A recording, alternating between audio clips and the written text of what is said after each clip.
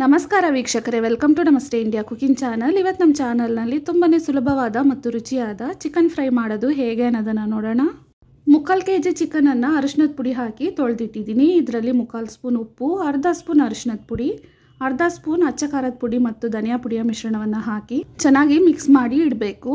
ಒಂದು ಮೀಡಿಯಂ ಸೈಜ್ನ ಈರುಳ್ಳಿ, 2 ಚಿಕ್ಕ ತುಂಡು ಚಕ್ಕೆ, 8 ಲವಂಗ, 4 ಟೇಬಲ್ ಸ್ಪೂನ್ ಅಷ್ಟು ಕಾಳು ಮೆಣಸು, 1/2 ಬೆಳ್ಳುಳ್ಳಿ, ಬೆಳ್ಳುಳ್ಳಿಗೆ ಸಮನಾಗಿ ಶುಂಠಿ, ಇದನ್ನೆಲ್ಲ ಒಂದು ಮಿಕ್ಸಿ ಜಾರ್ನಲ್ಲಿ ಹಾಕಿ ಸ್ವಲ್ಪ ನೀರನ್ನು ಸೇರಿಸಿ ನುಣ್ಣಗೆ ರುಬ್ಕೊಬೇಕು. ಕಡಾಯಿನಲ್ಲಿ ಅರ್ಧ ಕಪ್ ಎಣ್ಣೆ ಹಾಕ್ತಾ ಇದ್ದೀನಿ. ಎಣ್ಣೆ ಬಿಸಿ ಆದಮೇಲೆ ಕಟ್ ಮಾಡಿರುವ 2 ಮೀಡಿಯಂ ಸೈಜ್ನ ಈರುಳ್ಳಿ, 1 ಕಡ್ಡಿ ಕರಿಬೇವಿನ ಸೊಪ್ಪನ್ನು ಹಾಕಿ ಈರುಳ್ಳಿಯ ಬಣ್ಣ ಬದಲಾಗೋವರೆಗೂ ಚೆನ್ನಾಗಿ ಬಾಡಿಸ್ಬೇಕು. ಇದಾದಮೇಲೆ ಕಟ್ ಮಾಡಿರುವ 1 ನಾಟಿ ಟೊಮೆಟೊವನ್ನು ಹಾಕಿ 1 ನಿಮಿಷ ಬಾಡಿಸ್ತಾ ಇದ್ದೀನಿ. ಇವಾಗ ರುಬ್ಬಿರುವ ಮಸಾಲೆಯನ್ನು ಹಾಕ್ತಾ ಇದ್ದೀನಿ. ಮಸಾಲೆಯನ್ನು ಹಾಕಿದ ತಕ್ಷಣವೇ ನೆನೆಸಿಟ್ಟಿದ್ದ ಚಿಕನ್ ಸಹ ಹಾಕ್ಬೋದು. ಈ ಮಸಾಲೆನಲ್ಲಿನೇ ಚಿಕನ್ 5 ನಿಮಿಷದವರೆಗೂ ಚೆನ್ನಾಗಿ ಬೇಯಬೇಕು.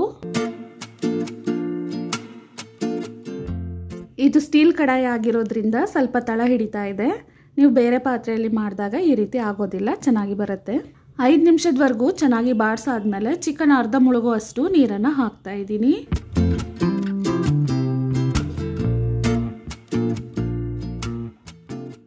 ತಟ್ಟೆಯನ್ನು ಹಾಕಿ ಮುಚ್ಚಿಟ್ಟು ಚಿಕನನ್ನು ಪೂರ್ತಿಯಾಗಿ ಬೇಯಿಸ್ಕೊಳ್ತಾ ಇದ್ದೀನಿ. ಸ್ಟವನ್ನು ಮೀಡಿಯಂ ಫ್ಲೇಮ್ನಲ್ಲೇ ಇಟ್ಟು ಬೇಯಿಸಬೇಕು. ನೋಡಿ, ಮಸಾಲೆ ಚೆನ್ನಾಗಿ ಡ್ರೈ ಆಗಿ ಅದರ ಬಣ್ಣನೂ ಬದಲಾಗಿದೆ. ಚಿಕನ್ ಸಹ ಚೆನ್ನಾಗಿ ಬೆಂದಿರುತ್ತೆ.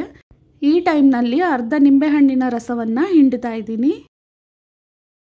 1 ಮುಷ್ಟಿಯಷ್ಟು ಕಟ್ ಮಾಡಿರುವ ಕೊತ್ತಂಬರಿ ಸೊಪ್ಪನ್ನು ಹಾಕಿ ಚೆನ್ನಾಗಿ ಮಿಕ್ಸ್ ಮಾಡಿ ಸ್ಟವನ್ನು ಆಫ್ ಮಾಡಬೇಕು. ತುಂಬಾ ಸುಲಭವಾದ ಮತ್ತು ರುಚಿಯಾದ ಚಿಕನ್ ಫ್ರೈ ಇವಾಗ ರೆಡಿಯಾಗಿದೆ. ಇದನ್ನು ಬಿಳಿ ಅನ್ನದಲ್ಲಿ ಮಿಕ್ಸ್ ಮಾಡಿ ತಿನ್ಬೋದು. ಯಾವುದೇ ಸಾಂಬಾರ್ ರೆಸಿಪಿಗಳಿಗೆ ಸೈಡ್ ಡಿಶ್ ಆಗಿ ತಿನ್ಬೋದು. ಇಡ್ಲಿ, ದೋಸೆ, ಚಪಾತಿ ಜೊತೆಗೇನು ತುಂಬಾ ರುಚಿಯಾಗಿರುತ್ತೆ. ವೀಕ್ಷಕರೇ, ಈ ವಿಡಿಯೋ ನಿಮಗೆ ಇಷ್ಟ ಆಗಿದ್ದರೆ ನಮ್ಮ ಚಾನಲನ್ನು ಲೈಕ್ ಮತ್ತು ಸಬ್ಸ್ಕ್ರೈಬ್ ಮಾಡಿ. ಧನ್ಯವಾದಗಳು.